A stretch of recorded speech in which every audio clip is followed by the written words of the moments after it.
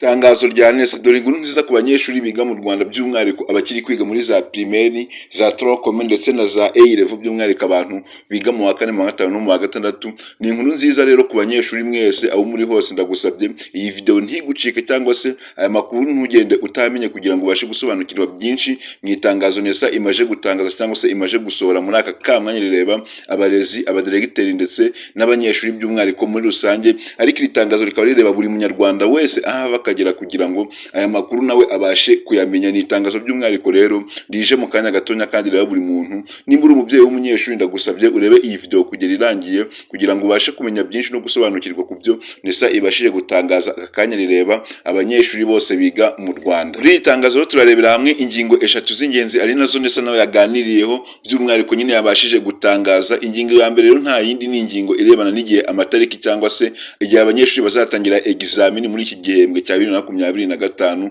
muri uyu mwaka. Ingingo ya kabiri nayo ni ingingo irebana na minerivare ku kibazo cya minesi, uko abanyeshuri bazagenda bishyura cyangwa se uko bishyura muri uyu mwaka w'2025.